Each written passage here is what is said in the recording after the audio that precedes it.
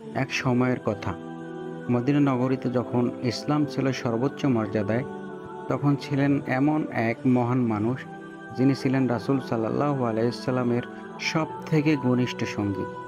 তার নাম আবু বক্কর রাদিয়াল্লাহু আনহু। তিনি ছিলেন খলিফা, ইসলামের নেতা, কিন্তু তার বিনয়, দয়া আর আল্লাহ ভীতিই তাকে করেছে অনন্য।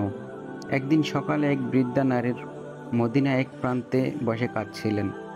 তার চোখে জল, হাতে শুকনো খেজুরের ঝুড়ি। রাস্তায় পথচারীরা তাকে পাশ কাটিয়ে যাচ্ছিল।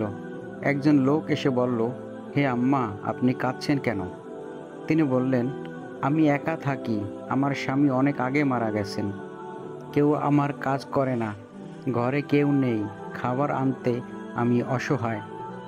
রাতে যখন সবাই বিশ্রামে, সেই নারীর দরজায় কেউ কড়া নাড়ল।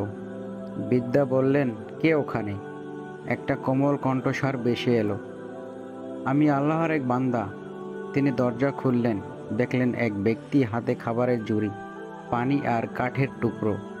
লোকটি ভিতরে ঢুকে নিজেই চুলা জ্বালালো, নিজেই খাবার রান্না করলেন। নারী অবাক হয়ে তাকিয়ে বললেন, বাবা তুমি কে? লোকটি হাসলেন, আমি শুধু এক সেবক। তিনি বৃদ্ধার খাবার তৈরি করে দিলেন, পানি গরম করে দিলেন, আর বললেন, আল্লাহ যেন তোমার জীবনের বরকত দান করেন। পরদিন সকালে পাশের এক প্রতিবেশী নারী এসে বলল, আম্মা তুমি জানো কে এসেছিল তোমার ঘরে গত রাতে? বৃদ্ধা বললেন, না মা, কে ছিল সে? প্রতিবেশী বলল, সে আর কেউ নয়, ইসলামের খলিফা আবু বক্কর রাদিয়াল্লাহু তাআলা আনহু। বৃদ্ধা বিস্ময়ে কেঁদে ফেললেন। তিনি বললেন, আল্লাহ এমন মানুষের নেতা, অথচ নিজের হাতে এক অসহায় বৃদ্ধার ঘর পরিষ্কার করে দিলেন, খাবার রান্না করে দিলেন। এই কাহিনী শুধু ইতিহাস নয়, এটি আমাদের জন্য এক শিক্ষা। যিনি ইসলামের প্রথম খলিফা, তার বিনয় এমন যে তিনি কখনো নিজেকে নেতা ভাবেনি, বরং জনগণের খেদমতকেই মনে করেছেন ইবাদত।